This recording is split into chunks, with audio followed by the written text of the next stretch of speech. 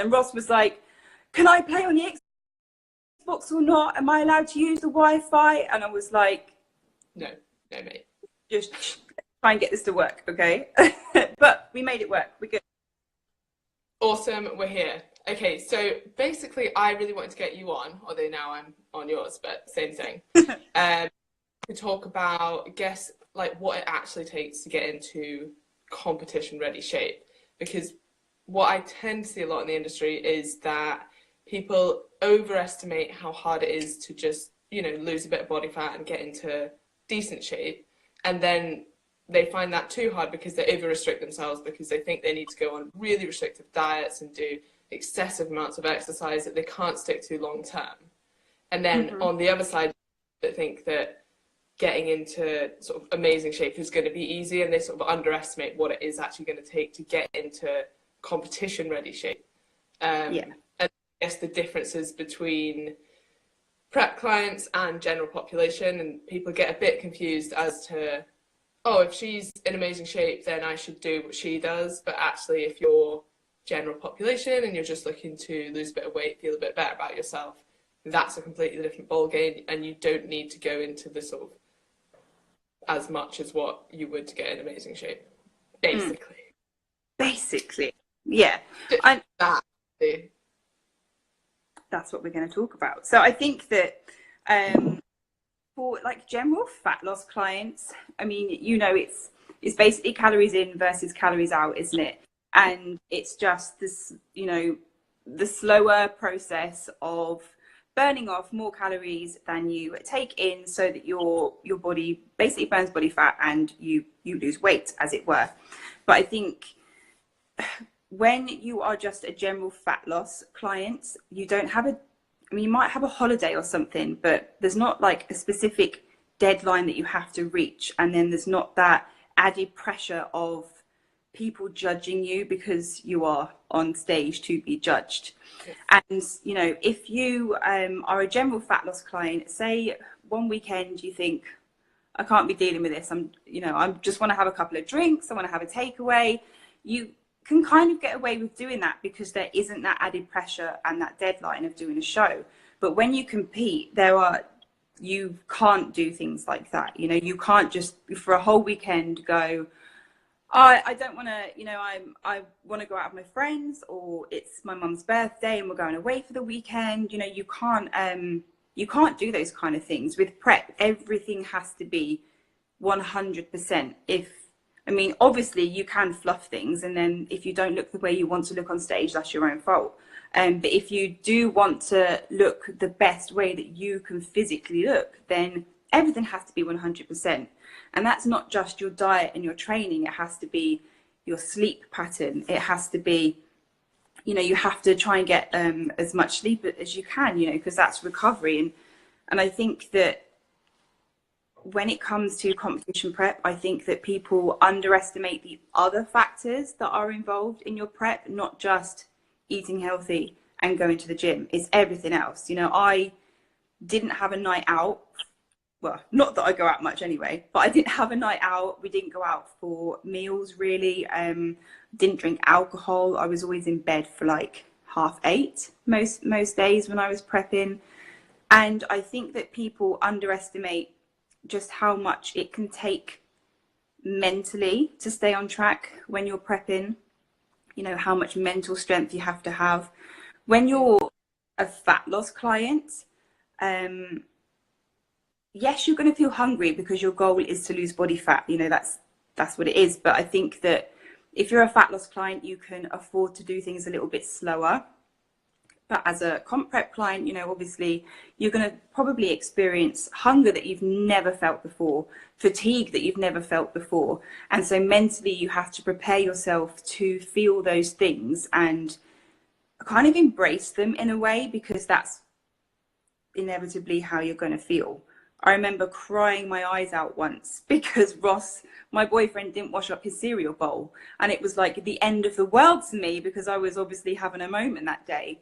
And I remember being on a run and feeling that exhausted that as I was plodding along the seafront, I was closing my eyes, because just to keep my eyes open was an effort. And I laugh about it now, but at the time I think, like, you're crazy doing this. What are you even doing to yourself? Yeah, like it is crazy, but then I think people have to, you know, it's for a period of time. Like you're not doing that now because you're not No. prepping. You're like off season now, or you're not about to compete. And I think people have to realize, you know, as much as people are like, oh, it's absolutely insane to be doing these things, but you're an elite athlete. Into, you know, you wouldn't think that if it was like a Tour de France cyclist or someone going to the Olympics or whatever. And at that level that you're at, like that's what you need to do to get the results that you want. You know, you're competing against people all over the world. Yeah. You have to put in that kind of effort.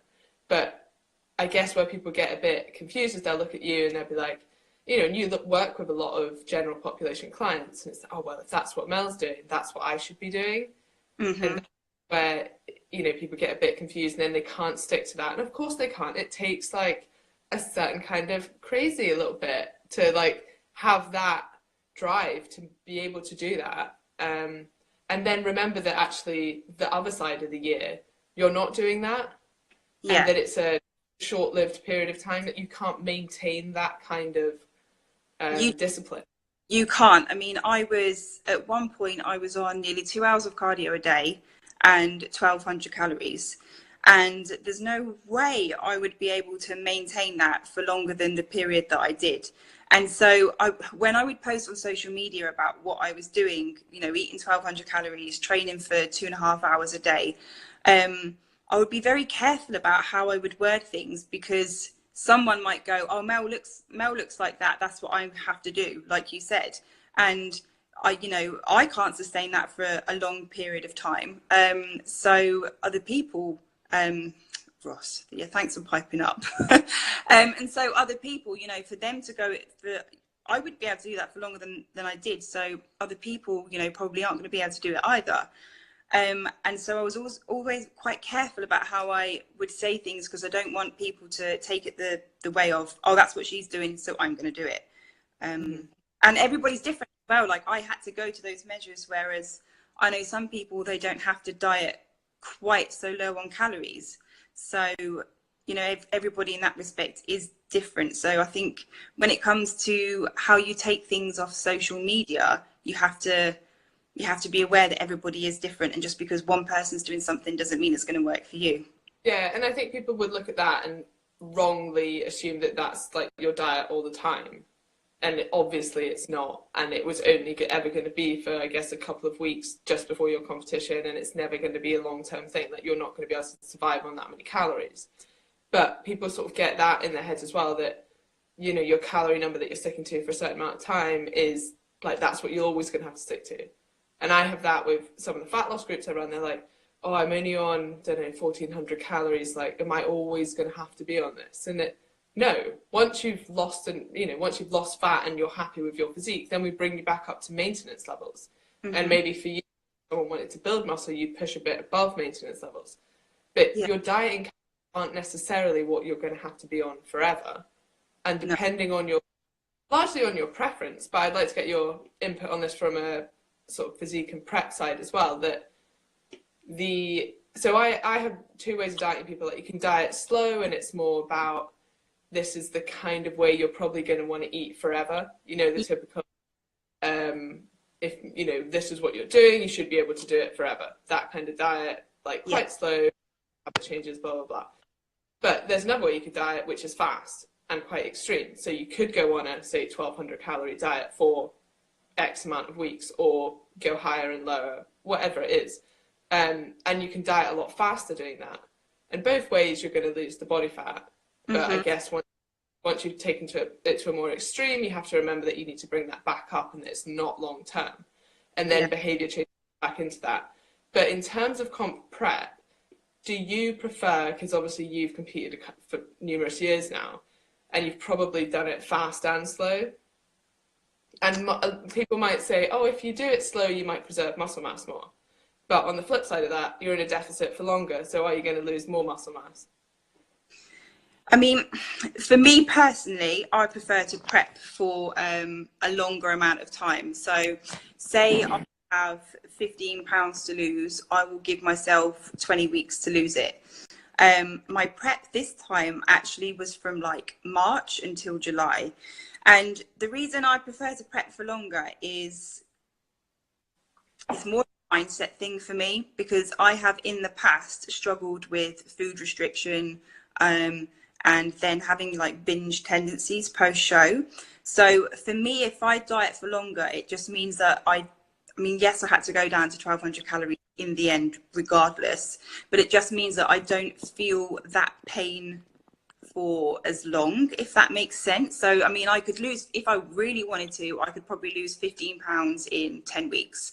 But that's 10 weeks of a lot harder, more restriction, more cardio for longer, you know, a longer period, rather than if I do it over 20 weeks, then I just make slight changes every week, make sure that, you know, I just don't kind of, obviously I was knackered anyway, so it doesn't matter, but so I don't kind of drive myself into the ground over, you know, so it's just so it's a little bit easier maybe, because mindset wise, I don't want to restrict myself with food straight away. I like to make little changes so that my head just doesn't go, basically. It is interesting because I guess it depends on the mindset you have, because either that's, okay, well, actually, I'm going to have to restrict myself, be on a diet for, say, 16 weeks instead of just 10, but it's a much less restrictive diet.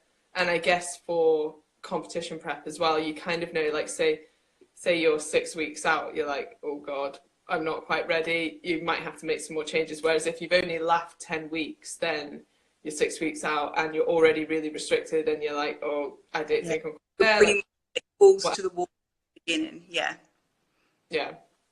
Trying to think what else. So we've got, someone said, how long did you do that for, Mel? I think that's the 1200 calories.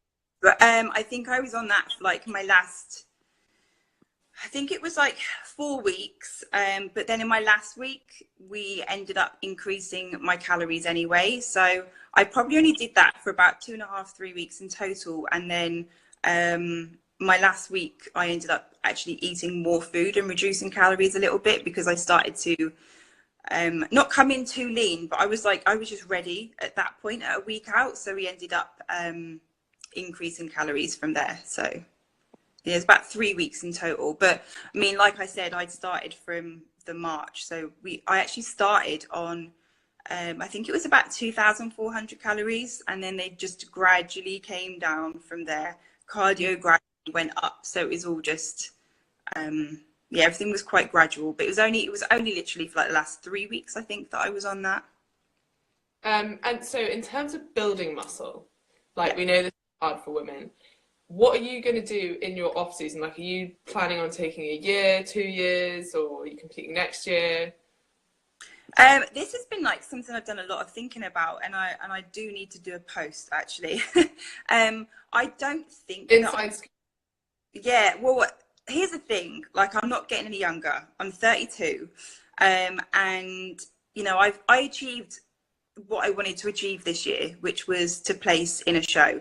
So when my coach Rob first asked me, like, what do you want to achieve? Do you want to, you know, what is it that you want from this prep? I was like, I would love to place in a show again. Throughout all of my, you know, I was only one show that I never placed in, and I just wanted to place, and I've achieved that, and I'm really happy with that. But my feedback from the show was that I needed to put on more muscle from both shows, and I was like, and I had to have a little think about, how much muscle do I really want to put on? How big do I really want to get? And then on the... No, you moved up a class. Yeah, so I did bikini like for years, and then I moved up to figure. I did my first figure show last November, and then I did one in the beginning of July, and then like the 22nd of July. And how long did it take you from building muscle from bikini to figure? Oh, I took like 2.5, nearly 3 years out to build, because, and I was eating a lot of food as well to try and build, because I just, it just takes so long as a female to, you know, everyone will see pictures on Instagram and see this girl that's built these amazing glutes in 3 months. And I can tell you, it's probably the way that she's posing that's made her magic. She will have made progress. But from being lean to, like, say she went from comp you know, here's a picture of her on stage and now her glutes look much bigger. That's 90% fat, which is fine. It looks great, but it is. Like, there's no, you can't build muscle like that. It takes so long to build muscle. And so, yeah, I took 2.5, nearly 3 years out to build muscle, to go from bikini up to figure. And already I kind of had a decent amount of muscle anyway. So my feedback when I did a bikini pro show was that I was too muscular and I needed to drop maybe about 8 to 10 pounds of muscle. And I was like, what? Because I felt small anyway. But next to the USA pros, I was a big girl. So yeah, so I was already quite a big bikini girl. So I still had to take that time out to build. So yeah, and then, you know, on the flip side of how much muscle do I really want to build, there's then how big do I want to be in the off season? Because obviously the more muscle you've got, then when you put on a healthy level of body fat, you end up then just looking big all over. And that's not something that I really wanted to look like. It's not nice to feel like uncomfortable in your own skin for half the year, even if like when you're on stage you look absolutely phenomenal. And actually you probably look absolutely phenomenal year round, but it's how you feel in yourself.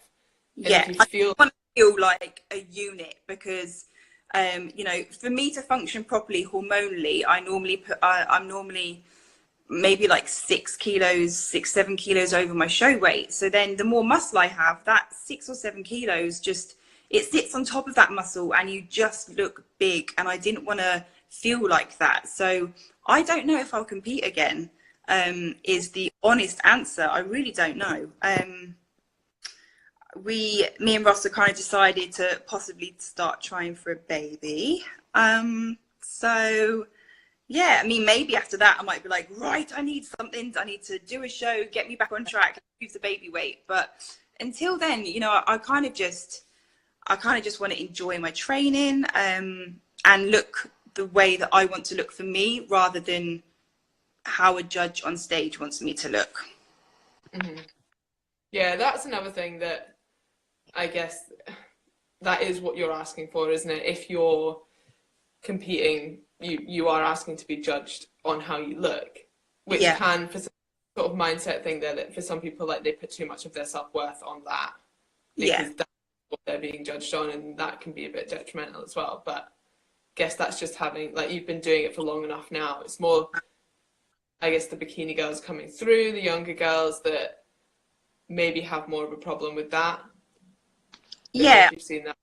I think that sometimes people will think that they're not good enough just because they didn't place in a show, and it doesn't mean that they're not good enough. It just means that on that particular day, in that lineup, they didn't, you know, they weren't what the judges wanted. But that doesn't mean that anything should be taken away from the time, the effort, the dedication, and their sense of achievement for even getting on stage in the first place. And so I think if you put too much emphasis on placing in a show, or whether you get first, second or third, then, you know, there can only be one winner. So you're going to come away disappointed, but you should never feel, what I say to my clients is that you should never feel disappointed in the work that you've put in and what you've achieved to even get on stage in the first place. And not to put too much emphasis on placing, because, you know, there can only be one winner at the end of the day. Exactly. Right. Do we have any questions, or is there anything you wanted to talk about that we've not touched on? I think, like, one thing is not to oh, I've got a little round circle coming up. Does that mean we're working? I know we're good. I think one thing would be perhaps to not expect too much from your first show if you've only been training for a limited amount of time. I think that's one thing. And to make sure that you build enough muscle to get on stage in the first place, I think that's really important. However, ESG is now frozen. Am I frozen as well? I don't know if I am. Hear me, or is it just, oh, ESG left. See you later. Okay, so I'm gonna go through some of this to see Oh, here she come back. Add. I think she should come back in now. Okay, so I'm just going to scroll up and see if there's any questions. There she is. I'm just scrolling through to see if there's like some questions that we can answer. Yeah. So someone says, do you think a calorie is a calorie when losing body fat? As in, are some calories more important than others? I guess like my take is that, or how I approach it is, calorie balance is king when it comes to weight loss. End of story. If you don't have calorie balance, you won't be losing weight. You can eat all the best nutritious food in the world. If you're eating too much of it, you still won't lose weight. But yeah, for sure. That what you're eating doesn't matter. And you'll really struggle to stay within your calories if you're eating crap all the time or like high calorie foods and you're not getting in nutrient dense foods, and I guess like probably not focusing too much on processed foods. And these little things can be added in to enjoy it, but the base of your diet should be good nutritious foods, and that's going to keep you fuller for longer, as Eminem. Food volume when I'm dieting. So I'm going to eat, so my fats will probably be in the form of like salmon rather than peanut butter, things like that, because a tablespoon of peanut butter is nothing. Yeah, I can put those fats towards salmon instead. I can eat a shitload of veg. And yeah, I'm all about food volume because I'm a big eater. So I would prefer to eat more food, even if it's in the form of courgettes and broccoli and cucumber. Yeah, definitely food volume is a huge thing. And I think people are often surprised by they think they're going to have really small portion sizes, but you can eat a huge amount of food if you pick the right. And so dieting can be a lot easier than what people think. Yeah, definitely. Someone's asking, what type of cardio do you do? So during my prep, unfortunately, I had a meniscus. I think meniscus is the way you pronounce it, or menisci tear in my knee. So I would normally like to do my prep by doing like sprint training and things like that because I enjoy it. I genuinely enjoy training, but most of my cardio ended up being like on the treadmill, just walking, outside walks, or on the cross trainer. But that was only because of my knee, and that's why actually I ended up doing quite so much cardio, because to get my heart rate up when I'm walking is pretty difficult, whereas the intensity of my training when I was sprinting would have obviously been a lot higher. Yeah. Did you cover the one someone's asking about, do you think competing, the eating is unhealthy and can push people into eating disorders? So, I mean, let's be honest, getting your body fat down to competition lean is not healthy. For most people, obviously some females are naturally leaner than others. But for the majority of people, getting your body fat down to where it needs to be on stage to be a competitive athlete on stage, it's not healthy. That, there's no beating around the bush. And I think that's why you have to make sure that you have like a plan in place for post show as well. A lot of people think it's just about competition prep, but in reality, competition prep itself is relatively easy. In comparison, I think a lot of people will say to me that post show is harder because all of a sudden you've got this freedom. You don't have this deadline. You no longer have to get up at 5:30 for cardio, and then you haven't got this goal anymore. So what are you going to do with yourself? You don't have to eat. You don't have to eat this. You don't have to do that. And so that's when eating issues and binge tendencies can come, because this goal is gone. The structures. Sorry, carry on. Sorry. There's almost like a culture after a show, isn't there, that you'd go out and just like eat as much as you can. Yeah, and there's also a culture of people buying loads of food and stocking it in their house for when they finish their show, and that's like one of the worst things that you can do, because then when it's in your house, you feel like you have to eat it because it's there, you know, and so, yeah, you do have to, everyone has a post-show treat meal, of course, like go and have a treat meal post-show, you know, you've kind of earned it in a way, but it's then when that meal carries on to a week, 2 weeks, 3 weeks, that you're going to start having issues. Mm-hmm.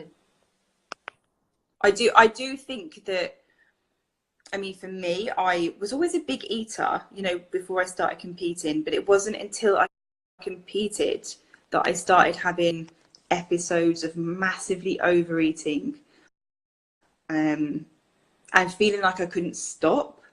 So I think for some people that it can bring on binge tendencies, but that's why it is so important to have a plan in place post-show, and not just to be like, the show's over, yay, and then feel like you can eat everything. So you need to be prepared to mentally struggle a little bit post-show, to have a plan in place.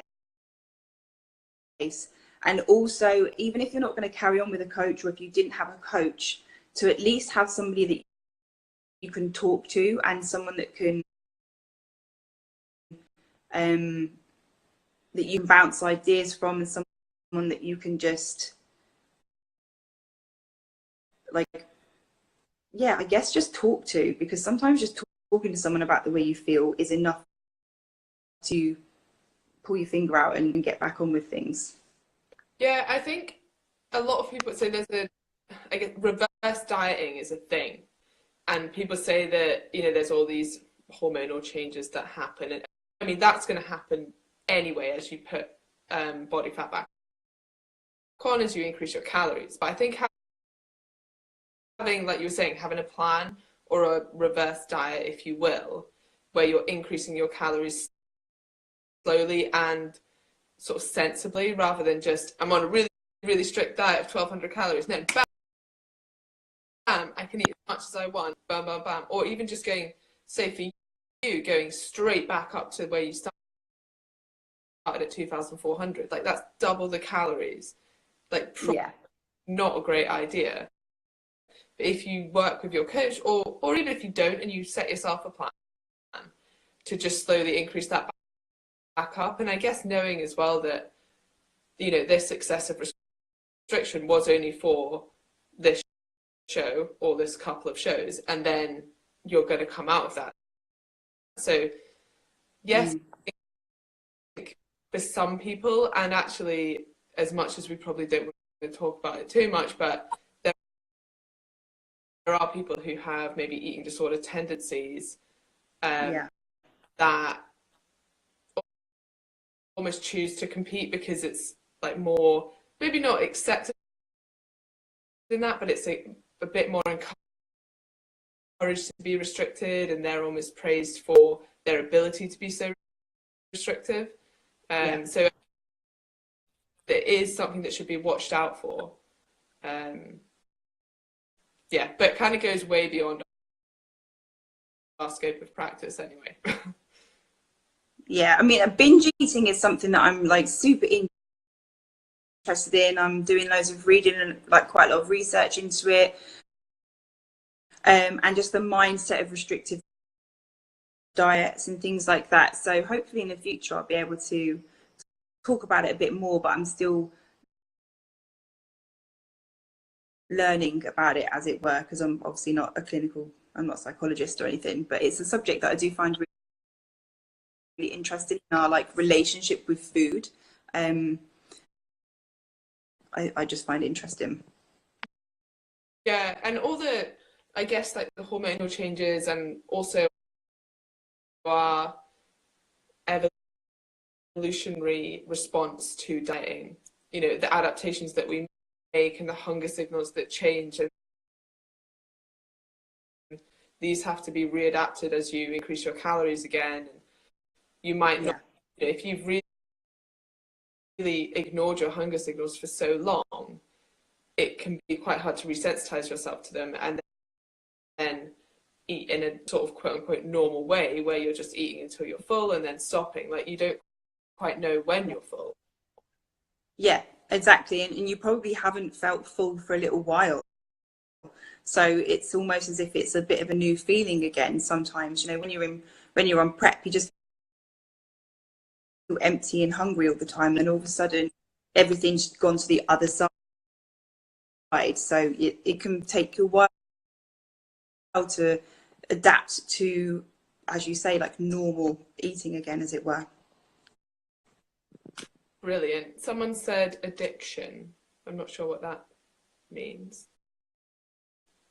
Do you find it can go the other way and people become worried about eating normally? Like, yeah, I guess that's kind of what we just. Yeah, they can. Sometimes I think when you prep, you almost then get addicted to seeing yourself lean. You kind of get addicted to suffering a little bit, as it were, and then therefore, you know, they've seen themselves in what we do consider our best possible shape, and it can then make us really nervous to put weight back on. And you know, there have been some people that I know that have really struggled mentally with putting weight back on, not because they are, but because they don't want to, but they know they have to for their hormones to function, because you can't live on 1,200 calories day in, day out. So yeah, it can go the other way, where it's not binging on food, it's struggling to put weight back on because mentally they don't want to see their body anything but stage lean. Mm-hmm. Yeah, and I guess that what would help in that respect is like having goals that aren't weight related or body composition related per se, but more maybe strength goals or performance goals, where actually you're going to see that benefit as you increase your weight again. Yeah, definitely. And I think that when you're in prep, you kind of get used to feeling tired. You get used to feeling, you know, your strength going down a little bit, and it just becomes what you're used to. And then when you come back out of prep and you start feeling strong in the gym again, you start having energy again, you're like, God, this feels amazing, because you haven't felt like that for a while. And I think it's, you know, important to realize that when you